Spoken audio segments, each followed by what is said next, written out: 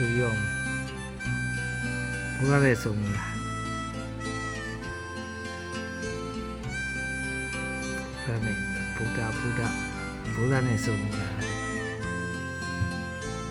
ကျွန်တော်လည်းမဆုံးဘူးတော့ဟိုဆုံးလားဆိုကိုရှင်ကကျွန်တော်လည်းဆုံးဘာသာတရားတွေမှာဘုရားလက်တွေ့ကြတယ်ဒီရာကြီးပါအယုံကြည်မှကိုယ်ဝေလူရတယ်ဆိုတာ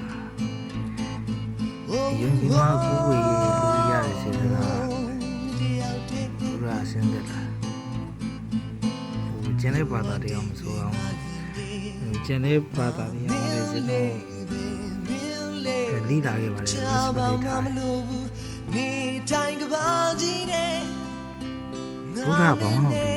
ကျွန်တော်ဘာမှမျှော်နေလို့မရဘူးဒါပေမဲ့တခုလို့ရှိ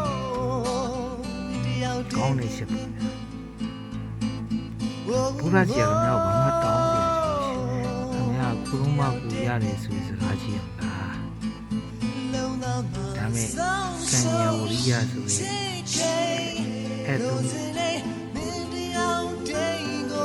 နားရှိနေယုံကြည်အောင်ဝေးရတယ်။ဝေးခမရယုံကြည်အောင်ခမရကိုဝေးရင်ခမရတို့ဒါမဲ့တူကြီးကစီးတော့ရှာစီး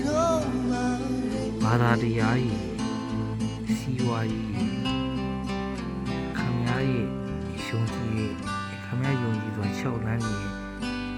ဘဝယူကဲသုံးပေါ့ကွေးပြရတယ်ကွေးပြဆို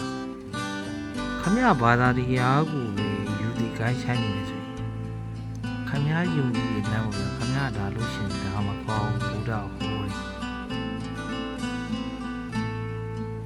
မရှောင်းမရတော့အဲ့လိုတခုရှိတာခမရယုံကြည်အောင်